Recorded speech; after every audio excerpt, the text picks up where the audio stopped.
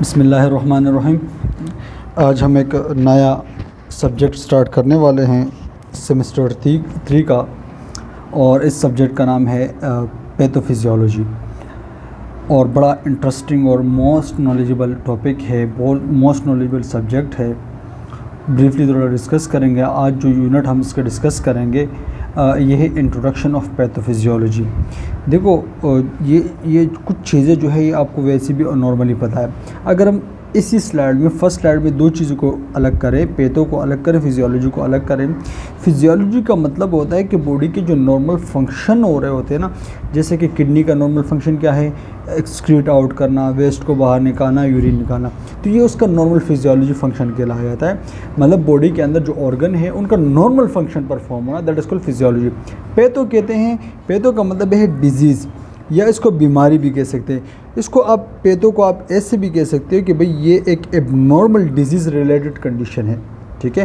Patho का मतलब क्या है भाई, डिजीज़ आप इसको कह सकते हैं। अब पैथोफिजियोलॉजी कलेक्टिवली की बात करें, इसका मतलब ये है कि भाई डिजीज़ या जरासीम की वजह से बॉडी के नॉर्मल फंक्शन के अंदर क्या क्या चेंजेस आती है, और वो जो चेंजेस आती है उसके साथ क्या क्या तब्दीलियाँ आती है, क्या क्या साइन सिम्टम आता है, तो उस चीज़ के हवाले से इस यूनिट में हम डिस्कस करेंगे।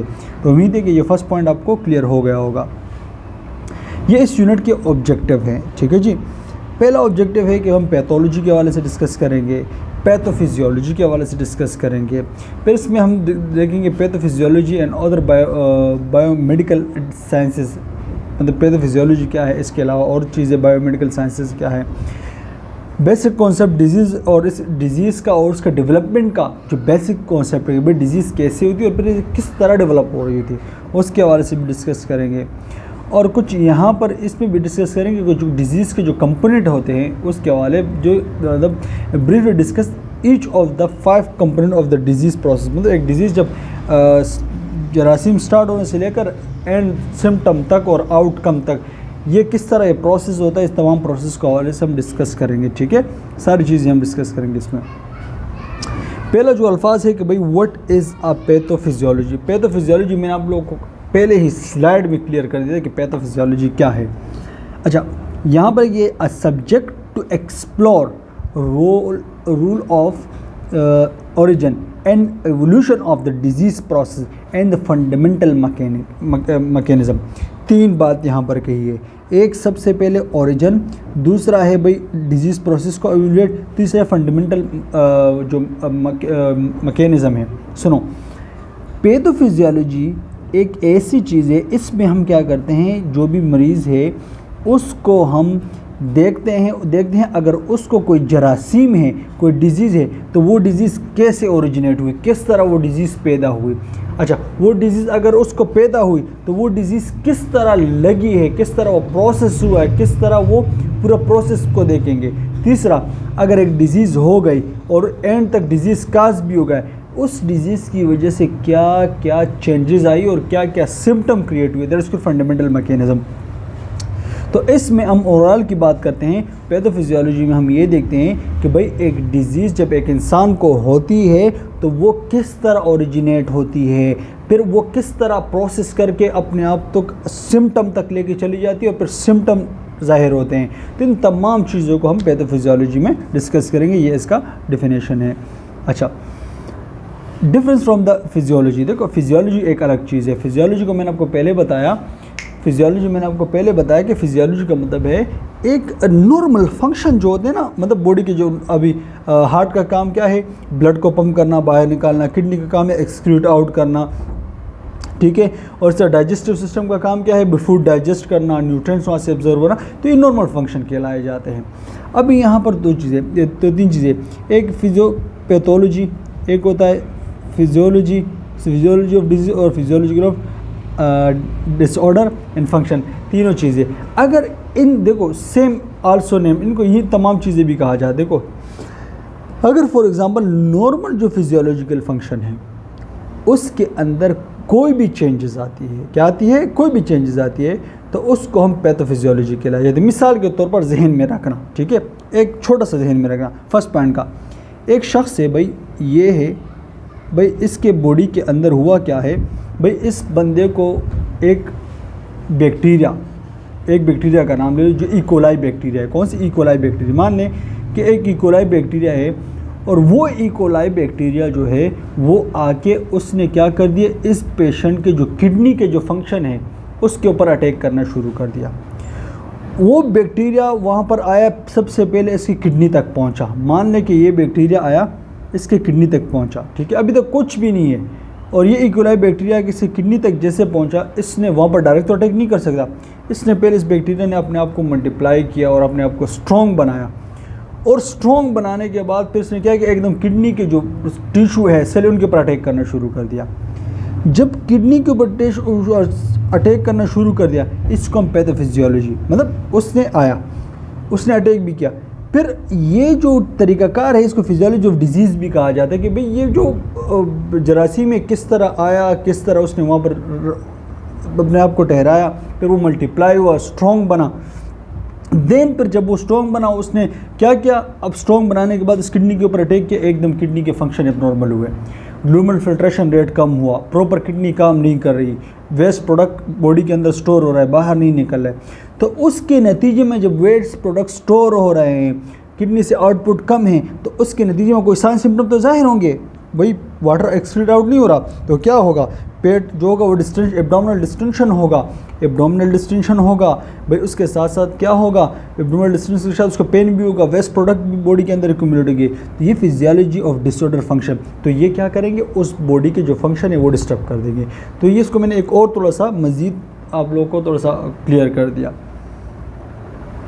अच्छा, यहाँ पर पैथोलॉजी की बात है, पहले अभी ऊपर हमने बात की ना कि फिजियोलॉजी की बात की, अब यहाँ पर पैथोलॉजी की बात करें। देखो pathology emphasize the structural changes, pathophysiology the focus on the functional and metabolic alteration and the mechanism. तीन चीज़ें, दो वर्ड्स यहाँ पर एक्सप्लेन किए गए हैं, एक है पैथो, एक होते फिजियोलॉजी। पैथोफिजियोलॉजी ये भाई एक किडनी है, सही है, एक बंदे को कोई बैक्टीरियल इन्फेक्शन हुआ, कोई भी उसको इंजरी वगैरह हो गई, तो उसने क्या किया, इस किडनी के जो स्ट्रक्चर है इसको डैमेज कर दिया, इसको इंजर्ड कर दिया। अगर किडनी के बैक्टीरिया से या किसी भी वजह से अगर वो इस किडनी के जो स्ट्रक्चर है इसको चेंज कर दे, वहाँ पर डैमेज कर दे, वहाँ की नॉर्मल स्ट्रक्चर चेंज कर दे, दैट इज कॉल्ड पैथोलॉजी। अभी पैथोफिजियोलॉजी क्या है, लाजमी बात है, जब इसके किडनी के स्ट्रक्चर ख़राब होंगे तो भाई उसके साथ क्या होगा, किडनी के फंक्शन भी ख़राब होंगे। तो इसी को जब इस किडनी के स्ट्रक्चर के साथ साथ उसके फंक्शन भी ख़राब हो जाए, जब हम फंक्शन के बारे में बात करते हैं, मेटाबॉलिक अल्ट्रेशन की बात करें, साइन सिम्टम की बात करें, तो वो पैथोफिजियोलॉजी कहलाई जाएगी। पैथोलॉजी का मतलब क्या है, भाई उस स्ट्रक्चर के अंदर चेंजिंग आ जाना, भाई किसी भी वजह से आ सकते हैं, चाहे वो बैक्टीरियल इन्फेक्शन हो, चाहे वैसे इंजरी हो, चाहे कोई भी वजह हो, वो पैथोलॉजी। पैथोफिजियोलॉजी जहाँ पर फिजियोलॉजी का वर्ड्स आ जाए तो ये समझ लेना कि भाई यहाँ पर जो बात हो रही है ये भाई उसके फंक्शन की भी बात हो रही है। भाई एक तो स्ट्रक्चर चेंज हुए, पैथोफिजियोलॉजी का फोकस किस पर, function, metabolic alteration and mechanism.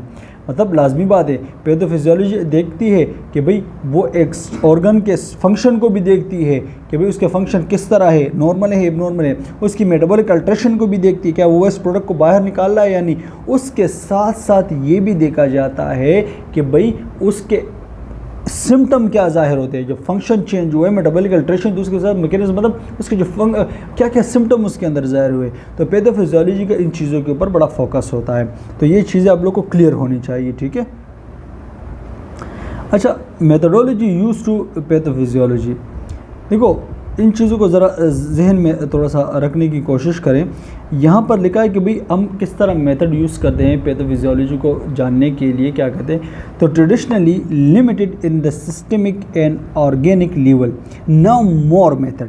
देखो पहले क्या होता था कि भाई उसमें सिस्टमिक ऑर्गेनिक का मतलब है लेवल पर, पहले या तो अगर किसी को बीमारी हो जाती थी तो या क्या किया जाता, या तो उस पेशेंट का जो फॉर एग्ज़ाम्पल अगर किडनी है, ठीक है, अगर किडनी है तो उसको सिस्टमिक, या तो उसके जो पूरा जो जेनिटो यूरिन सिस्टम है उस सिस्टम को देखा जाता, सिस्टम लेवल पर देखा जाता था कि भाई हाँ भाई इसको बंदे को किडनी डिजीज़ है, उसमें देखा जाता है कि किडनी के स्ट्रक्चर क्या है, उसके कौन कौन से स्ट्रक्चर में चेंजेस आई है, या उसको कोई मसला है, इन चीज़ों के ऊपर लिमिटेड था। मतलब गहराई पे नहीं जाते थे पहले। ट्रेडिशनली जो पहले आ रहा था ना लिमिटेड था। अगर किडनी की प्रॉब्लम होती थी तो वो सिर्फ किडनी तक ही महदूद होते। वो ये देखते थे कि भाई हाँ किडनी में प्रॉब्लम है, अल्ट्रासाउंड किया जाता था, वो देखे जाते, किडनी का स्ट्रक्चर देखा जाता था और उसकी जो फंक्शनल लेवल है उनको देखा जाता था, सिंपल से।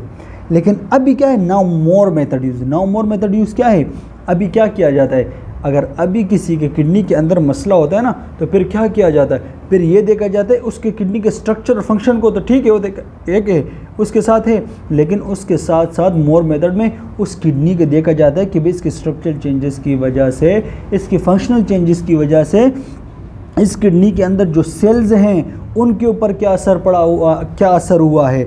अच्छा, सेल्स के ऊपर क्या असर है, उसके अंदर जो मिनरल्स होते हैं उनके ऊपर क्या असर पड़ा हुआ है। तो इसमें और डिटेल में आजकल देखा जाता है। यहाँ पर जो नाउ मोर मेथड का मतलब ये है कि सिर्फ अभी उस किडनी के स्ट्रक्चर और उसके फंक्शन लेवल पर काम नहीं, बल्कि उस स्ट्रक्चर और उसके अंदर जो बाकी चीज़ें हैं, सेल्स हैं, मिनरल्स हैं, इन चीज़ों के ऊपर भी फोकस होता है कि भाई क्या चेंजेस आती है जब किडनी का काम नहीं करती, तो उनके सेलों पर क्या फ़र्क पड़ता है, उनके जो फंक्शन है, उनके जो मिनरल्स के ऊपर क्या असर पड़ता है। तो तमाम चीज़ों को आजकल देखा जाता है। अच्छा, पैथोफिजियोलॉजी इम्पोर्टेंट क्यों है? We is a bridge not between the basic science and the disease but is the various basic science, we enabling the student and clinicians and other practitioners to understand why and how the disease develop and the various clinical manifestation appear and what are the fundamental mechanism। देखो, pathophysiology अगर मैं पूरा overall की बात करूँ ना तो यहाँ पर भाई ये किसी एक स्पेसिफिक चीज़ पर रुकी हुई चीज़ नहीं है। पैथोफिजियोलॉजी बहुत ज़्यादा ज़रूरी है, चाहे वो स्टूडेंट हो, चाहे वो एक प्रैक्टिशनर हो, क्लिनिशियन हो, चाहे वो एक प्रैक्टिशनर हो, तमाम के तमाम को पैथोफिजियोलॉजी समझना बड़ा लाजमी है। जब लोग पैथोफिजियोलॉजी को समझेंगे तो उनको पता लगेगा कि भाई ये डिज़ीज़ ये डिज़ीज़ एक शख्स हुई तो क्यों हुई है, और अगर ये डिज़ीज़ हुई तो हाउ डिज़ीज़, ये डिज़ीज़ किस तरह डेवलप हुई है। भाई ये डिज़ीज़ एक तो हो गई है ना, मिसाल के तौर पर हम देखते हैं ना कि भाई एक शख्स है उसको टीबी है, ठीक है, हम डायरेक्ट हमारे जहन हम क्या करते हैं, पीछे रिसर्च हुई इन चीज़ों के ऊपर कि भाई हमने बुक्स में पढ़ा है, चीज़ों में पढ़ा है कि भाई जो टीबी है वो ट्यूबरक्लोसिस किसकी वजह से होता है, वो एक बैक्टीरिया है, उसका नाम जो है माइकोबैक्टीरियम ट्यूबरक्लोसिस।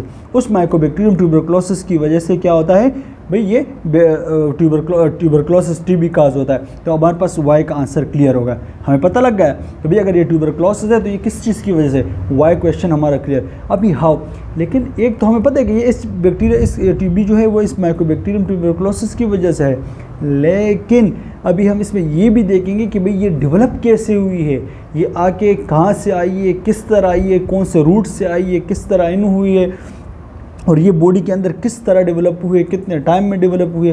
तो इन तमाम चीज़ों को समझने में हमें बड़ा आसानी होता है।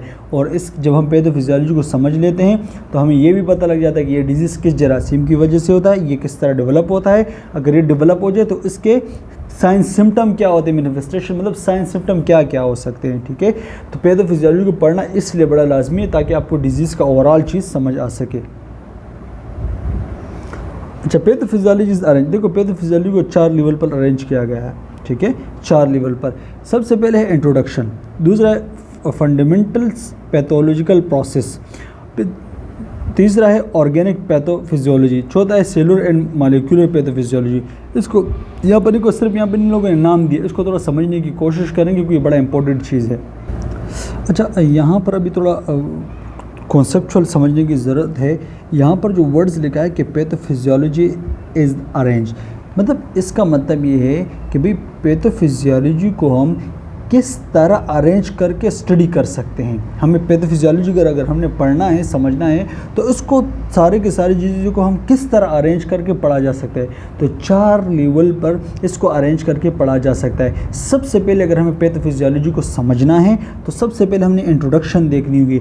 इंट्रोडक्शन का मतलब ये है कि भाई हमें सबसे पहले क्या, जब हम पैथोफिजियोलॉजी पढ़ते हैं तो सबसे पहले क्या चीज़ देखते हैं, हम नॉर्मल चीज़ें देखते हैं कि भाई बॉडी का नॉर्मल फंक्शन क्या होता है, पैथोफिजियोलॉजी क्या है डेफिनेशन समझते हैं, डिजीज़ क्या होती है इनको समझते हैं, और ये भी समझते हैं कि भाई अगर नॉर्मल फंक्शन में डिजीज़ हो जाए तो उसके अंदर क्या क्या चेंजेस आती है। तो इंट्रोडक्शन में हम सिर्फ इन चीज़ों को समझते हैं। पैथोफिजियोलॉजी को अगर हमने समझना है तो 4 लेवल पर समझते हैं। इंट्रोडक्शन में हम सिर्फ जो मोटी मोटी चीज़ें इनको समझते हैं कि भाई डिजीज़ क्या होता है, नॉर्मल फंक्शन क्या होते हैं, पैथोफिजियोलॉजी क्या होता है। तो इंट्रोडक्शन में हम इन चीज़ों को समझते हैं।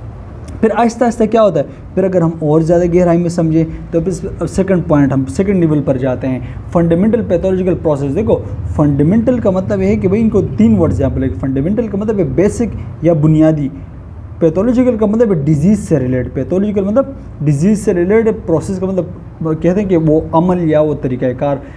मतलब इसका मतलब ये है, इसमें हम ये देखते हैं कि भाई एक डिजीज़ अगर किसी इंसान को हो जाती है तो वो किस प्रोसेस से गुजरती है। अगर एक बैक्टीरिया बॉडी के अंदर एंटर होता है ना तो वो किस तरीके से, किस प्रोसेस से इंसान को डिजीज़ तक लेके चला जाता है। देखो अगर फॉर एग्ज़ाम्पल अगर हम किडनी की बात करते हैं ना, तो किडनी के अंदर या लंग्स की बात करते हैं या टीबी की बात करते हैं, तो भाई बैक्टीरिया के डायरेक्ट तो टीबी काज नहीं कर सकता, डायरेक्ट तो डिजीज़ नहीं कर सकता ना।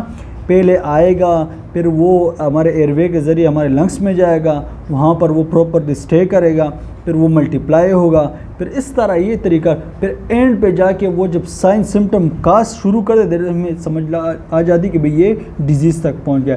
तो इसमें बेसिकली हम फंडामेंटल पैथोलॉजिकल प्रोसेस देखते हैं कि भाई बुनियादी तौर पर किस तरीके से ये आगे तरफ बढ़ा है। फिर तीसरा हमारे पास है ऑर्गेनिक पैथोलॉजी। ऑर्गेनिक पैथोलॉजी का मतलब ऐसे ये हमारे जो बॉडी के जो ऑर्गन है उसके रिलेटेड बात हो रही है। इसमें हम क्या करते हैं, किसी स्पेसिफिक ऑर्गन को स्टडी करते हैं। मतलब हमने थर्ड की बात कर, ऑर्गेनिक पैथोफिजियोलॉजी का मतलब सिंपल सी बात है कि हम किसी भी ऑर्गन की स्टडी करते हैं। मिसाल के तौर पर हमने हार्ट की स्टडी की, किडनी की स्टडी की या लीवर की स्टडी की। मतलब देखते हैं कि भाई किडनी में नॉर्मल फंक्शन क्या है, अगर किडनी डिस्टर्ब हो जाती है तो उसमें पेशेंट में क्या क्या प्रॉब्लम ज़ाहिर होती है। तो ये हमारे पास ऑर्गेनिक पैथोफिजियोलॉजी मतलब किसी एक ख़ास स्पेसिफिक ऑर्गन की हम बात कर रहे हैं, उसकी हम स्टडी कर रहे हैं, उसकी नॉर्मल फंक्शन की बात कर रहे हैं, उसकी नॉर्मल हो जाए तो उसमें क्या क्या प्रॉब्लम ज़ाहिर होती है। तो इसमें हमारे पास ऑर्गेनिक पैथोफिजियोलॉजी आती है ना। फिर है cellular and molecular pathophysiology. Cellular molecular pathophysiology का मतलब है जब हम उसी ऑर्गन के डीप स्टडी करें, उसके ऑर्गन के अंदर कौन कौन से सेल्स हैं उन सेलों की स्टडी करें कि भाई इस डिजीज़ की वजह से इनके सेलों के ऊपर क्या असर पड़ा है, इनके मॉलिक्यूल्स के ऊपर क्या असर पड़ा, तमाम के तमाम मतलब मॉलिक्यूलर बिल्कुल माइक्रोस्कोपिक लेवल पर हम जब स्टडी करते हैं चीज़ों को समझते हैं, that is called cellular and molecular pathophysiology. तो हम पैथोफिजियोलॉजी को जब समझते हैं तो इन 4 लेवल पर हम इसको समझते हैं, ठीक है। मेजर पॉइंट लर्निंग पैथोफिजियोलॉजी, फिर से वही पैथोफिजियोलॉजी की बात हो रही है कि भाई जब भी हमें पैथोफिजियोलॉजी को पढ़ना है तो जो मेजर पॉइंट है उन तरीक़ों से हम इसको पढ़ सकते हैं। द जनरल कॉन्सेप्ट जो अभी हमने बात की कि भाई पैथोफिजियोलॉजी क्या है, ठीक है। जनरल कॉन्सेप्ट का मतलब है कि भाई पैथोफिजियोलॉजी क्या है, डिजीज़ क्या होती है, नॉर्मल फंक्शन क्या होते हैं, जब डिजीज़ हो जाती है तो उसकी वजह से क्या क्या प्रॉब्लम आती है, साइन सिम्टम क्या होते हैं, एक नॉर्मल जनरल कॉन्सेप्ट है। फिर अगर किसी को एक डिजीज़ होती है तो हम देखते हैं कि भाई उस मिसाल के तौर पर यहाँ पर समझने की कोशिश करते हैं। देखो इस स्लाइड में बड़ा खूबसूरत तरीके से समझाया गया है। पहले तो हमने भाई नॉर्मल, अगर हम एक एग्ज़ाम्पल लंग्स की ले लेते हैं, ठीक है, नॉर्मल हमने लंग्स की एग्ज़ाम्पल ले लिया। हमने पहले देखा भाई नॉर्मल लंग्स क्या काम करते हैं, लंग्स का काम क्या है भाई ऑक्सीजन इन करना और कार्बन डाइऑक्साइड को आउट करना। फिर लंग्स के अंदर एल्वुलाई होते हैं, वो गैस एक्सचेंज करते हैं और नॉर्मली लंग्स एक्सटेंड होते हैं, प्रॉपरली उसके अंदर एयर फिल होती है, फिर आउट होती है कार्बन डाइऑक्साइड। तो एक नॉर्मल फंक्शन होता है। और नॉर्मल एडल्ट की जो रिस्पायरेशन है वो 12 से लेकर 20 तक नॉर्मल है। तो हमें नॉर्मल चीज़ें, लेकिन हम ये देखते हैं कि भाई एक शख्स है जिसको भाई जरासीम हो गया, ठीक है, उसको भाई टीबी के जरासीम माइकोबैक्टीरियम ट्यूबरक्लोसिस है, उसको भाई लंग्स से कुछ दिनों से भाई एक बंदा है जो कांसरा। तो कांसरे की वजह से क्या होगा, हम देखते हैं कि भाई कांसरे को हो सकता है इसका एयरवे जो शॉर्ट हो गया हो, नैरो हो गया हो, सांस लेने में मुश्किल हो, म्यूकस की प्रोडक्शन ज़्यादा हो। लाजमी बात है ना, हम देखेंगे तो जब हमें नॉर्मल चीज़ों का समझ आएगी तो एब्नॉर्मलिटी भी हमें समझ आएगी। हमें ये भी पता होगा कि भाई जब चेस्ट ख़राब होगी तो सांस लेने में मुश्किल होगी, अच्छा प्रॉपर्ली ब्रीदिंग नहीं होगा, इरिटेशन होगी। यह हमारे पास एक नॉर्मल जनरल कॉन्सेप्ट है।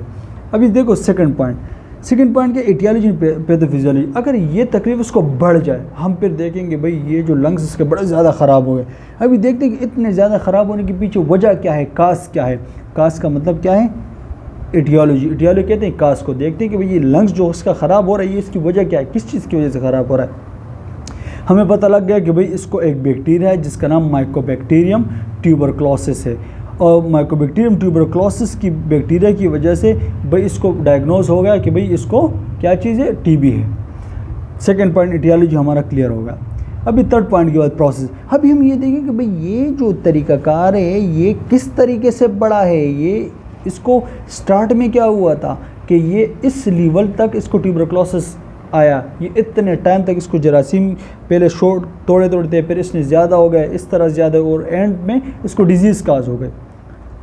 पैथोफिजियोलॉजी, उसको पैथोजेनेसिस का मतलब है कि भाई वो जरासीम किस तरह वो प्रोसेस हो के किस तरह वो बढ़े, किस तरह वो आगे बढ़े, उनकी मकदार कैसे बढ़े, किस तरह वो डिजीज़ तक पहुँचे, इनको समझेंगे। अभी मान लें कि भाई उसको टीबी हो गया और ये सारी चीज़ें पता लगी। तीसरी बात, जब उसको टीबी होगा तो लंग्स अफेक्टेड हुए ना, जब लंग्स अफेक्टेड हुए तो लाजमी बात है उसकी जो फंक्शन होती है, उसकी जो मेटाबॉलिज्म है उसके अंदर भी फ़र्क आएगा। बिल्कुल जाहिर बात है, जब लंग्स अफेक्टेड होंगे तो उसके फंक्शन में, मेटाबॉलिज्म में फ़र्क आएगा। ठीक है, आ गया भाई। फिर जब फ़र्क आएगा तो फ़र्क क्या होगा भाई, साइंस सिम्टम ही आएंगे ना। फ़र्क ये आएगा भाई उसको खांसी होगी, सांस पे मसला होगा और बड़ी इरिटेशन होगी, बहुत ज़्यादा म्यूकस प्रोडक्शन होगा, इरिटेट होगा, फिटीग होगा। तो ये हमारे पास ये नॉर्मल चीज़ें आ गई। अभी 4 पॉइंट क्या है भाई, इसको इलाज भी करना है ना। फिर हम देखते हैं कि भाई हम कौन सी ऐसी थेरेपी दें जिससे उसके वो तकलीफ़ है, ट्यूबरक्लोसिस है, वो ख़त्म हो जाए, और ये इस तक कैसे ऐसे इकदाम करें जिससे वो प्रिवेंशन हो सके, किसी और को भी ये चीज़ें ना लग सके, वो भी हिफाजत कर सके। ठीक है, हम कोशिश करते हैं भाई। आप लोगों ने देखा होगा जहाँ पर टीबी डिपार्टमेंट होते हैं वहाँ पर लोगों ने मास्क वगैरह पहने होते हैं, क्योंकि जो टीबी के जरासीम होते हैं वो बेसिकली एयर के थ्रू या बबल्स के थ्रू इस तरह हवा के अंदर सर्कुलेट करते हैं, और दूसरे बंदे अगर वो इनहेल कर ले तो उनको भी टीबी हो जाता है। तो टीबी के डिपार्टमेंट में जब भी आप जाएंगे तो लोगों ने मास्क पहने होंगे प्रिवेंशन के लिए, ताकि वो दूसरों को ना फैल सकें। How to learn pathophysiology, we grasp the major point. सबसे पहले हमने जो मेजर पॉइंट, वही बातें रिपीट हो रही है, पता नहीं किस तरह विडी है, लेकिन वही बातें रिपीट हो रही है बार बार चीज़ें। ग्रेप्स द मेजर पॉइंट को हमने पढ़ना है, मतलब डिजीज़ क्या है, पैथोफिजियोलॉजी क्या है, नॉर्मल फंक्शन क्या है। Use a dialectic thinking and method. अच्छा, थर्ड पॉइंट है selective review the related knowledge and learn previously. Pay attention in the experimental course and pay attention to the clinical process. इनको तरह समझने की कोशिश करते हैं। अच्छा देखो, इस चीज़ को अगर फॉर एग्ज़ाम्पल यहाँ पर लेके how to learn a pathophysiology ना, तो इसको हम किस तरह पढ़ेंगे। अगर हमने पैथोफिजियोलॉजी को समझना है, अच्छी तरीके से पढ़ना है, तो हमने सबसे पहले क्या देखने होंगे, जो मेजर पॉइंट्स होते हैं ना, मतलब छोटी छोटी चीज़ों के ऊपर हमने डिटेल के ऊपर नहीं जाना, टाइम वेस्ट नहीं करना। जो मोटी मोटी चीज़ें होती हैं, मिसाल के तौर पर डिज़ीज़ क्या होती है, किस चीज़ की वजह से, तो उस डिज़ीज़ का काज क्या है, अगर डिज़ीज़ की वजह से कोई चेंजेस आती है तो उसकी वजह से सिम्टम क्या है, मतलब मेजर चीज़ों को हमने पकड़ना है और समझना है।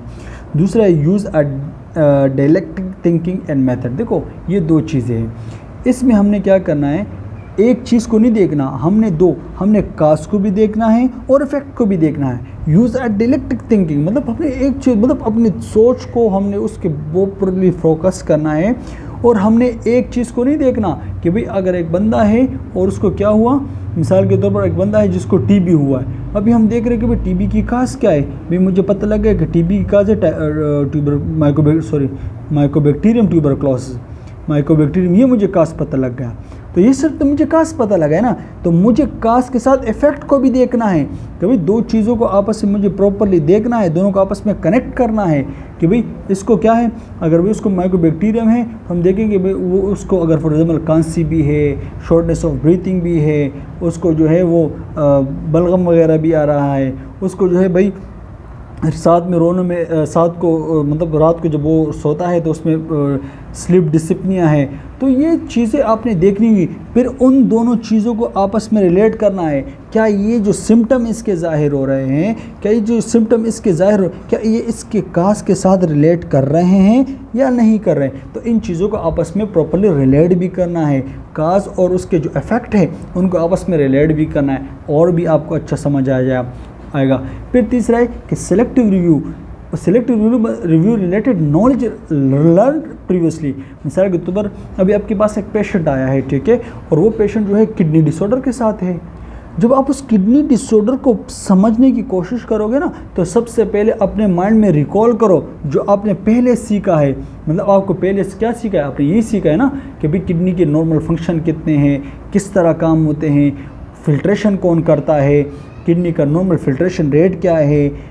तो जब आपको पहले जो नॉर्मल चीज़ है, जो पहले उसके हवाले से आपने पढ़ी, जब आपने वो समझी होगी ना, तो जब आप उसको लर्न करोगे, प्रीवियस वाली चीज़ों को जहन में दोबारा लेकर आओगे, तो उससे क्या होगा, जब आप उस डिजीज़ के ऊपर फोकस करोगे तो आपको दोनों चीज़ों को रिलेट करो, आपको और चीज़ें समझ आएगी, और चीज़ों की क्लियरिफिकेशन होगी।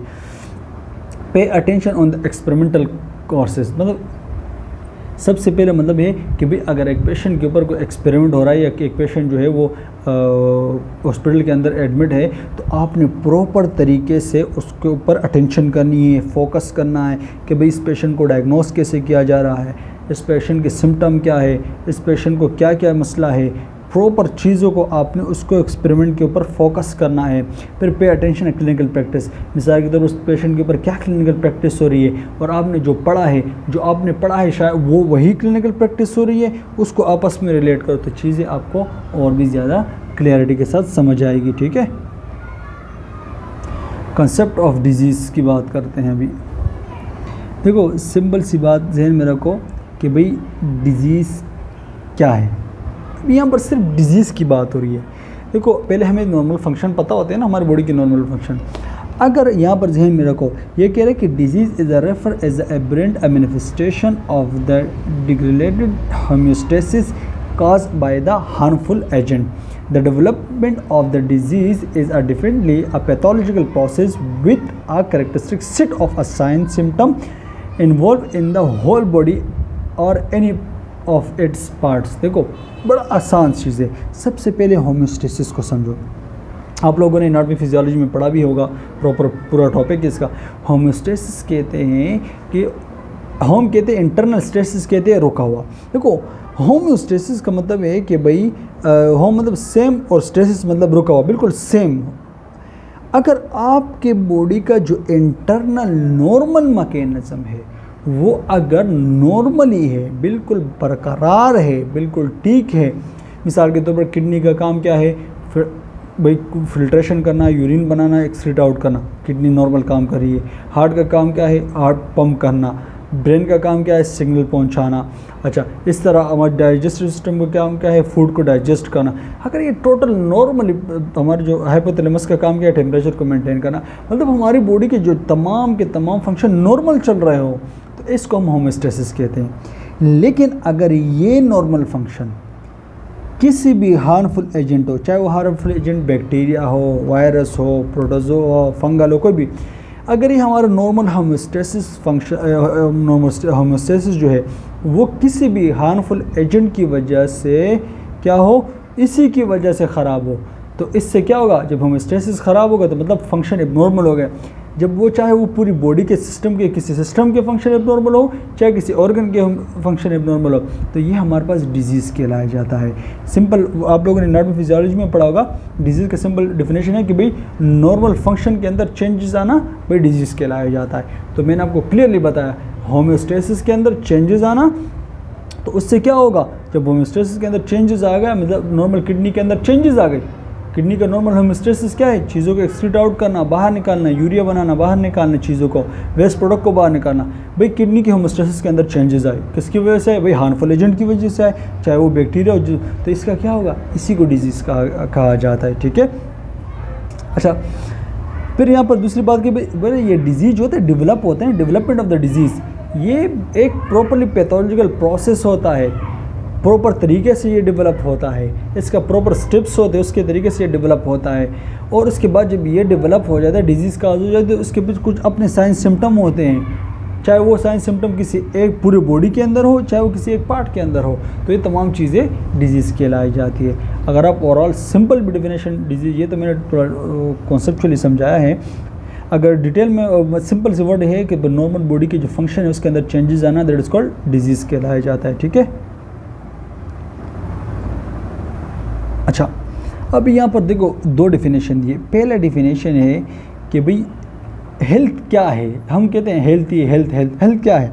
वो ये एक ऐसी स्टेट है जिसके अंदर ऑर्गेनिज्म, मतलब चाहे जो भी हो, इंसान हो, जो भी हो, ठीक है, जो लिविंग ऑर्गेनिज्म हो, मतलब ये एक ऐसी स्टेट होती है ऑर्गेनिज्म की जब एक ऑर्गेनिज्म के फंक्शन ऑप्टिमल लेवल पर काम करे, without evidence of the disease, कोई भी डिजीज़ वगैरह ना हो, नॉर्मली काम करे, नॉर्मल होमोस्टेसिस मेंटेन हो, दैट इज हेल्थ। लेकिन फिर कुछ वक्त बाद क्या हुआ, WHO ने कहा कि भाई ये इसको हम ये से नहीं कह सकते कि भाई अगर एक शख्स जो है उसके प्रॉपर बॉडी के फंक्शन जो है वो हेल्थी है, सारी चीज़ें बिल्कुल हार्ट से ही काम कर रहा है, सारी चीज़ें बिल्कुल सही काम करे, इसको हम हेल्थी कंसिडर नहीं कर सकते फ़ौरन। उसने कि भाई एक शख्स जो है वो हेल्थ के साथ साथ और भी चीज़ें होनी चाहिए।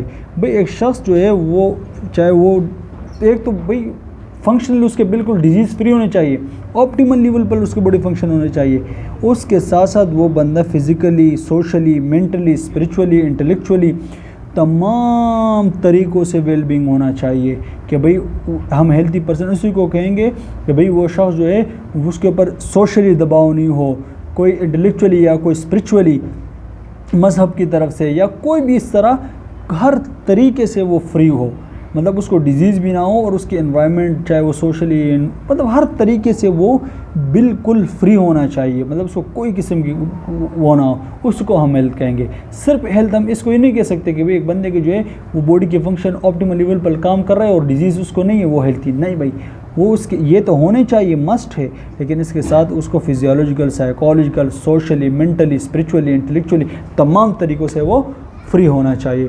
ठीक है, एग्जामिनेशन पॉइंट ऑफ व्यू से बड़ा इंपॉर्टेंट है। एटियोलॉजी ऑफ डिजीज़, मतलब डिजीज़ का काज की बात हो रही है। सिंपल एटियोलॉजी जहाँ पर वर्ड्स आए समझो कि भाई ये काज ऑफ डिजीज़ की बात हो रही है। Etiology is a use to the study causative agent. Etiology हम क्या करते हैं, हम इसमें स्टडी करते हैं कॉजेटिव एजेंट, मतलब वो एजेंट जो डिजीज़ को काज करता है उस एजेंट की हम स्टडी करते हैं।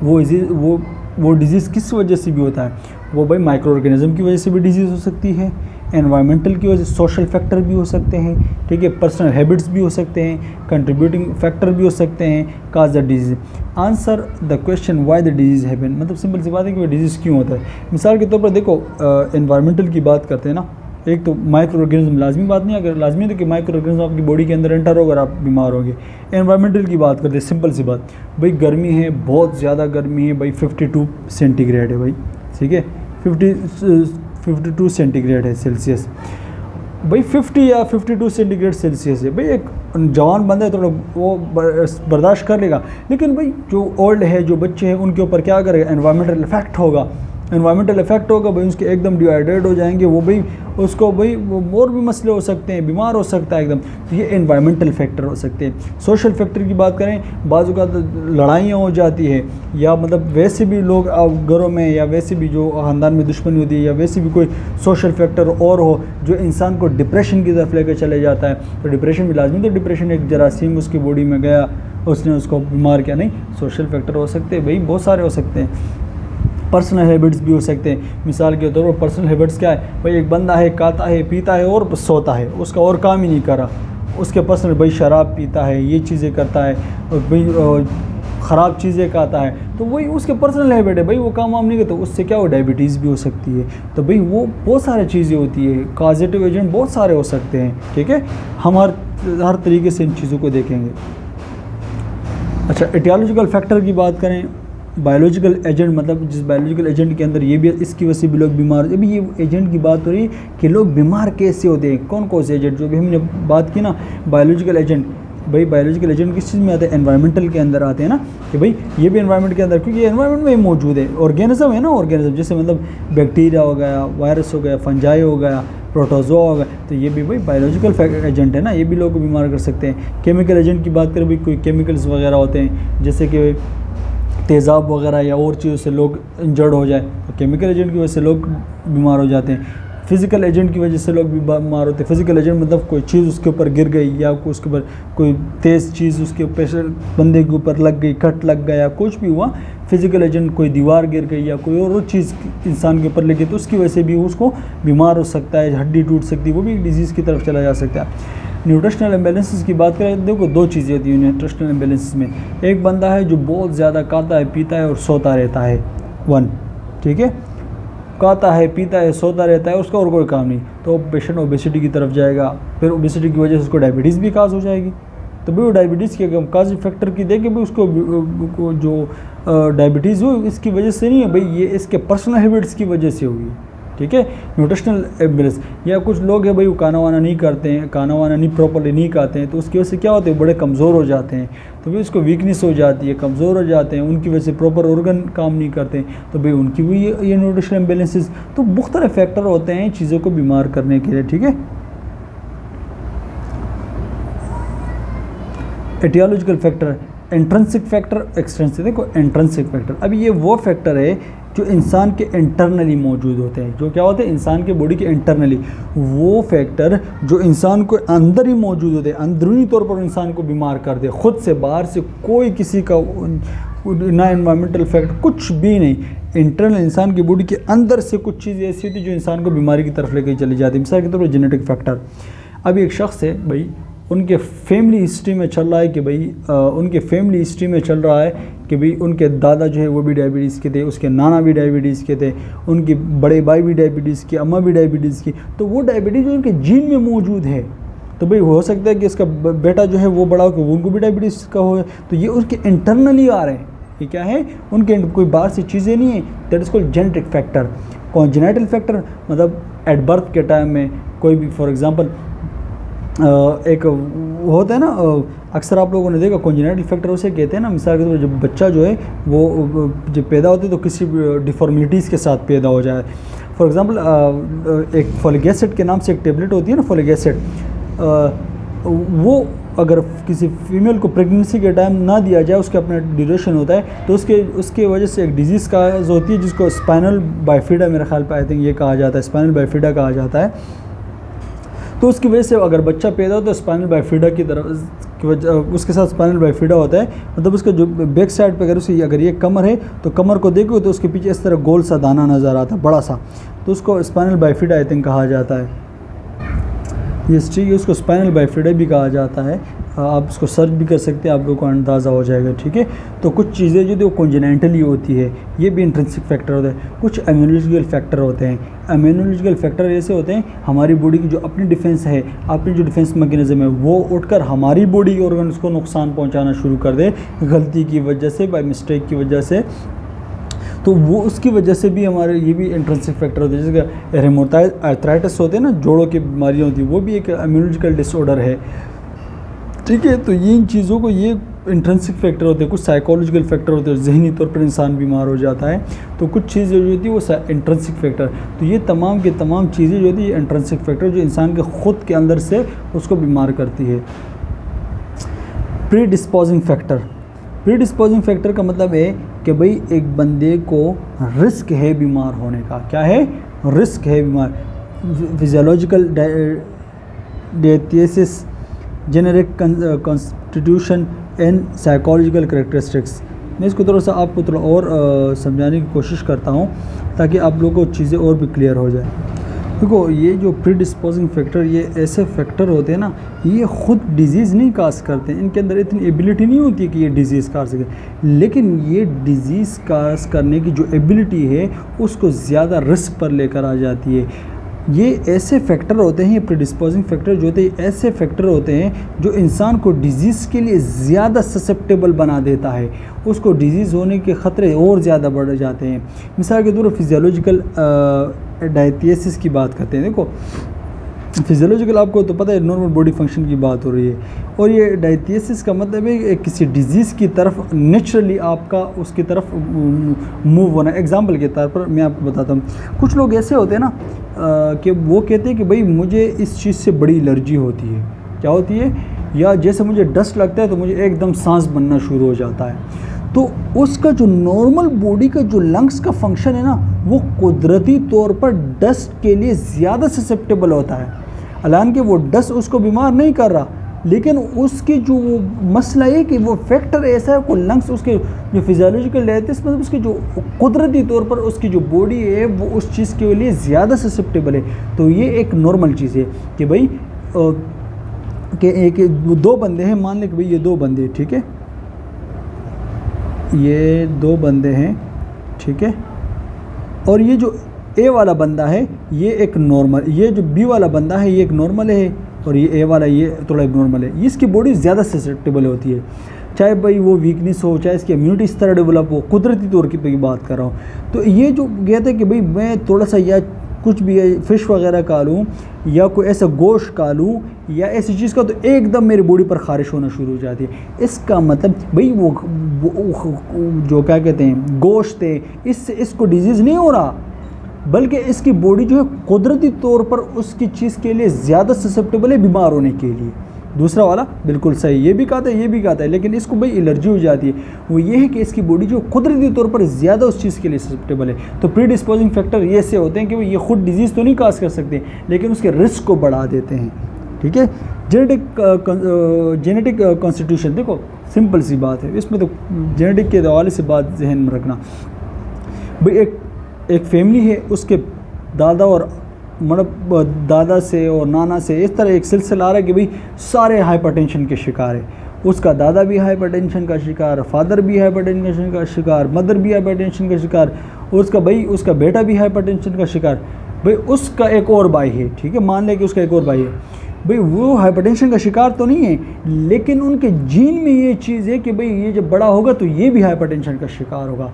क्यों? क्योंकि ये कुदरती तौर पर ये चीज़ें चलती आ रही है। ठीक है, तीसरा हमारे पास है साइकोलॉजिकल कैरेक्टरिस्टिक्स। देखो साइकोलॉजिकल कैरेक्टरिस्टिक्स की बात करें तो कुछ चीज़ें ऐसी होती है जो इंसान को बीमारी की तरफ लेकर चली जाती है। इसमें मिसाल के तौर पर जैसे मतलब स्ट्रेस हो गया, एंजाइटी हो गई या इमोशनल स्टेट हो गया, मतलब ये कुछ डिजीज़ रिस्क इसी से भी बढ़ जाते हैं। मिसाल के तौर पर एक शख्स है, वो छोटी छोटी चीज़ों के लिए एंजाइटी का शिकार होता है, वो थोड़ा इमोशनली डिस्ट्रेस हो जाता है, तो अगर ये उसको कंटिन्यूसली चलता है ना, तो उसकी वजह से वो डिज़ीज़ का भी शिकार हो जाता है, वो इसको डिप्रेशन काज हो जाती है, पैनिक अटैक काज हो जाता है। तो ये चीज़ें जो है ये ऐसी चीज़ें हैं जो डिज़ीज़ के रिस्क को बढ़ा देती है, लेकिन ख़ुद डिज़ीज़ नहीं काज कर सकती। मिसाल के तौर पर एक शख्स है, उसको एंजाइटी है, ठीक है, छोटी छोटी चीज़ों के लिए वो एंजाइटी इमोशनली उसकी चेंज हो रही है, थोड़ी बहुत उसका स्ट्रेस थोड़ा सा है, लेकिन ये जब ये कंटिन्यूसली स्ट्रेस लेगा, ये एंजाइटी कराएगा, तो एक वक्त ऐसा आ जाएगा इसी स्ट्रेस इस एंजाइटी की वजह से वो डिसऑर्डर का शिकार हो जाएगा। क्लियर हो गया आई थिंक मेरे ख्याल पे आप लोगों को। प्रिसिपिटेटिंग फैक्टर का मतलब ये है कि भाई ये ट्रिगर करता है, ये क्या चीज़ है, ये इनको जहन में रखना। ये प्रीडिस्पोजिंग फैक्टर रिस्क बढ़ाता है, ये क्या करता है, ये ट्रिगर करता है चीज़ों को। Natural condition, physical condition, social condition, ये चीज़ों को ट्रिगर करता है कि भाई बीमारी काज करने के लिए सिर्फ उसको ट्रिगर किया जाता है। ये इसको मैं थोड़ा सा आप लोग को और क्लियर कर देता हूँ ताकि आप लोग को क्लियर हो जाए। देखो इसको ज़रा शॉर्ट दी और समझने की कोशिश करें, इस पर ज़्यादा डिटेल पे नहीं जाएंगे। देखो प्रेसिपिटेटिंग फैक्टर का मतलब है ये वो चीज़ें, मतलब सिंपल समझो, वो चीज़ें जो डिज़ीज़ या प्रॉब्लम को एक्चुअली ट्रिगर या स्टार्ट करती है। मतलब ये वो चीज़ें तमाम वो चीज़ें जो डिज़ीज़ या किसी प्रॉब्लम को एक्चुअली ट्रिगर करती है या उसको स्टार्ट करती है, उसको प्रेसिपिटेटिंग फैक्टर कहते हैं। नंबर 1 नेचुरल कंडीशन की बात करें, नेचुरल कंडीशन को जहन में रखना। मिसाल के तौर पर भाई बहुत ज़्यादा गर्मी है या बहुत ज़्यादा सर्दी है या कोई ऐसा नेचुरल डिज़ास्टर हुआ, फ्लड आया, तो ये जो बहुत ज़्यादा गर्मी है, सर्दी है, तमाम चीज़ें इन्वायरमेंट पे आती है, तो ये तमाम की तमाम चीज़ें क्या करती है, हेल्थ प्रॉब्लम को ट्रिगर करती है। ज़्यादा गर्मी की वजह से भी हेल्थ प्रॉब्लम काज हो सकती है, ज़्यादा सर्दी की वजह से भी काज हो सकती है, नेचुरल डिज़ास्टर की वजह से भी, जैसे कुदरती आफत, अर्थक्वेक वगैरह हो गया, मतलब ज़लज़ले वगैरह आ गए, ये भी एक नेचुरल कंडीशन है ना, तो ये हो जाए तो इसकी वजह से भी लोग हेल्थ प्रॉब्लम का शिकार होते हैं। तो ये कुछ ऐसे फैक्टर हैं जो क्या करते हैं, डिज़ीज़ को, प्रॉब्लम को ट्रिगर करते हैं या स्टार्ट करते हैं। ठीक है, मिसाल के तौर पर अभी अर्थक्वेक हुआ, अर्थक्वेक जैसे हुआ, ज़लज़ला हुआ, एकदम बिल्डिंगें गिरी, तो भाई ये क्या हुआ, ये एक नेचुरल कंडीशन, एक प्रेसिपिटेटिंग फैक्टर हुआ, उसने कुछ लोग उसकी डेथ हो गई, कुछ लोग इंजर्ड हुए जिनको डिजीज़ वगैरह काज हो गई। तो ये प्रेसिपिटेटिंग फैक्टर क्या करता है, डिजीज़ को एक्चुअली या प्रॉब्लम को स्टार्ट करती है। फिज़िकल कंडीशन की बात करें, ये भी है भाई एक प्रेसिपिटेटिंग फैक्टर है। फिज़िकल कंडीशन में मिसाल के तौर पर भाई एक बंदा है, उसकी रोड एक्सीडेंट हुआ, उसका रोड एक्सीडेंट में भाई इंजरी हुई, ठीक है, एक बंदा है भाई, ये एक शख्स ले लो भाई, ये लड़की है, ठीक है, इसका रोड एक्सीडेंट में क्या हुआ, एक्सीडेंट हुआ। जब रोड एक्सीडेंट में इसका एक्सीडेंट हुआ तो इसका पैर फ्रैक्चर हुआ। जब फ्रैक्चर उसने क्या प्रॉब्लम काज की, उसने इसके चलने में प्रॉब्लम काज की, इसका एक प्रॉब्लम स्टार्ट कर दिया कि भाई ये मूवमेंट नहीं कर सकती, चल नहीं फिर नहीं सकती है, तो ये भी एक फिजिकल कंडीशन है। तो इसने भी क्या किया, एक प्रॉब्लम को स्टार्ट किया। तीसरा है सोशल कंडीशन। देखो सोशल कंडीशन सिंपली, कुछ लोग ऐसे होते हैं ना, हर टाइम आइसोलेट रहते हैं, लोग डांटते रहते हैं, वो घर से बाहर नहीं निकलता और बस अपनी जगह पर रहता है, तो वो उसकी वजह से क्या होता है, एक जहनी बीमारी का शिकार हो जाता है, डिप्रेशन का शिकार हो जाता है, और एंजाइटी का शिकार हो जाता है, पैनिक अटैक का शिकार हो जाता है। तो सोशल कंडीशन, तो ये तमाम वो चीज़ें जो किसी बीमारी को स्टार्ट करने के लिए या प्रॉब्लम को स्टार्ट करने के लिए ट्रिगर करती है, that is called precipitating factor. अच्छा, predisposing factor are those to put the child at risk of developing a problem, in this case high anticipatory distress. With this may be include the genetic and life event of treatment. The precipitating factor refer to the specific event of the trigger to the onset of the current problem. भाई दोनों चीज़ों की अभी जो हमने काफ़ी detail में बात की ना, वो उसके वाले से बात की। भाई हमने प्रेसिपिटेटिंग फैक्टर की बात की, चीज़ों को ट्रिगर करता है, वो फैक्टर जो ट्रिगर करता है और प्रॉब्लम को काज करता है, that is called precipitating factor. Predisposing factor हमने क्या कहा कि भाई ये रिस्क को बढ़ा देता है, क्या करता है, लिखा है this are put the child at the risk of the development of problem. ये क्या करता है, लोगों को रिस्क डेवलपमेंट की तरफ, मिसाल की तरफ प्रॉब्लम को एक रिस्क बढ़ा देता है। मैंने आप लोगों को अभी एग्जांपल दिए ना बैक स्लाइड पर, डायबिटीज़ की एग्जांपल मैंने आप लोगों को दिए। अभी यहाँ पर हमने प्रीडिस्पोजिंग में हमने डिस्कस किया, फिजियोलॉजिकल की अब मैंने एग्जांपल दी है, जेनेटिक कॉन्स्टिट्यूशन की एग्जांपल दी है, साइकोलॉजिकल कैरेक्टरिस्टिक तमाम की एग्जांपल मैंने आप लोगों को क्लियर कर दी। तो वही बात को एक्सप्लेन किया गया है कि भाई एक रिस्क को बढ़ाता है, दूसरा प्रॉब्लम को ट्रिगर करता है। Pathogenesis of the disease, simple सी बात है भाई एक डिजीज़ किस तरह बढ़ रहा है, किस तरह उसकी प्रोसेस की बात हो रही है। Way distribution of the homeostasis, process of the damage and anti damage, reversal role of the cause of the result and correlation between the systemic and the logical regulation. मतलब एक डिजीज़ किस तरह बनता है, प्रोसेस क्या है, किस तरह वो बढ़ता है। एक डिजीज़ पे से मतलब बैक्टीरिया से लेकर डिजीज़ के साइन सिम्टम तक जो प्रोसेस है, that is called pathogenesis of disease. कि मिसाल के तौर पर सबसे पहले एक बैक्टीरिया है, आप माने ये एक बैक्टीरिया है, बॉडी के अंदर एंटर हुआ, ठीक है, ये हमारी बॉडी के अंदर एंटर हुआ, और जैसे बॉडी के अंदर एंटर हुआ इसने सबसे पहले क्या किया, होमोस्टेसिस डिस्टर्बशन की। मान लें कि इसने क्या किया, किडनी को डैमेज कर लिया, एक बॉडी के होमोस्टेसिस को डिस्टर्ब कर दिया, ठीक है। जैसे होमोस्टेसिस डिस्टर्ब होगा तो उसकी वजह से क्या, process the damage anti damage, इसने क्या किया भाई, इसने जैसे आया होमोस्टेसिस को डिस्टर्ब किया, होमोस्टेसिस के डिस्टर्ब होने की वजह से वहाँ पर क्या किया, किडनी के अंदर इसने भाई, इस बंदे ने इस किडनी के अंदर क्या कहा, इसने इस किडनी के अंदर जो स्ट्रक्चर है उसको डैमेज किया, सेल को डैमेज किया। जब सेल और ये चीज़ें डैमेज हुई तो reverse the role of the cause and the result. तो हमें पता लग गया भाई ये इसकी जो काज है भाई ये इस इकोलाई जरासीम की वजह से हुआ है, एग्जांपल के तौर पर, ठीक है। हम उसके रिजल्ट को देखेंगे, भाई रिजल्ट में क्या है, रिजल्ट में यही होगा ना, उसको साइन सिम्टम वगैरह शुरू हो जाएंगे, उसके भाई देखा जाता है कि भाई वो जो उसने डैमेज किडनी के अंदर जो डैमेज किया है वो देखेंगे कि भाई इसने प्रॉपर पूरे सिस्टम जो किडनी का यूटिलाइज सिस्टम उसको डैमेज किया, ये एक लोकली एक मतलब सिर्फ एक किडनी को डैमेज किया है। तो उसमें प्रॉपर तरीका देखा जाता है कि भाई डिजीज़ किस तरह आया, किस तरह उसने होमोस्टेसिस को चेंज किया, किस तरह जो चीज़ों को डैमेज किया, रिजल्ट क्या आया उसका, उस रिजल्ट के बाद उसने क्या क्या चीज़ें की। तो ये तमाम चीज़ें जो होती है पैथोजेनेसिस ऑफ डिजीज़ की कहा जाता है इसको। अच्छा, यहाँ पर इसका मेरे ख्याल में हाँ यहाँ तक पढ़ते हैं, फिर इसको बैक कर देंगे, ठीक है। अच्छा, अभी आउटकम ऑफ द डिजीज़, मिसाल के आपने पैथोजेनेसिस पढ़ ली कि भाई एक डिजीज़ आया और उसने डिजीज़ काज कर दिया, साइन सिम्टम भी आ गए। जब साइन सिम्टम आ जाते हैं फिर वो डॉक्टर के पास जाता है, डॉक्टर तीन काम होंगे, या तो वो डिजीज़ रिकवरी हो जाएगी, कंप्लीट रिकवरी हो जाएगी, डिजीज़ ख़त्म, या इनकम्प्लीट रिकवरी होगी। भाई वो डिजीज़ क्या होगा, वो तो ख़त्म हो गए लेकिन उसके इफ़ेक्ट परमानेंट इफ़ेक्ट आए, भाई एक किडनी काम नहीं करी, जरासीम तो ख़त्म हो गया, या ग्लोमेरुलर फिल्ट्रेशन जो है आधी किडनी काम करी आधी काम नहीं कर रही, तो ये इनकम्प्लीट रिकवरी, या तो कंप्लीट रिकवर हो जाएगा पेशेंट या इनकम्प्लीट रिकवर होगा, ठीक है, या तो उस पेशेंट की डेथ हो जाएगी। तो तीन काम होते हैं आउटकम में, तीन काम होंगे, या तो भाई रिकवरी होगी, या तो परमानेंट डैमेज होगा, या डेथ हो जाएगी, ठीक है। ब्रेन डेथ ऑफ क्राइटेरिया की बात करते हैं। अच्छा, causation of the spontaneous respiration, irreversible coma और एब्सेंट। अच्छा, इसको मैं फिर इंशाल्लाह वीडियो काफ़ी लंबी हो जाएगी, इसको फिर मैं नेक्स्ट उसमें काफ़ी एक्सप्लेन करूँगा और इस यूनिट को क्लियर कर देंगे यहाँ से, ठीक है। ब्रेन डेथ्स को उसको प्रॉपर तरीके से हम इसको पढ़ेंगे और इसके साथ फिर हम डिस्कस भी करेंगे कॉन्सेप्ट ऑफ डिजीज़ के हवाले से, ठीक है। Best of luck, thank you.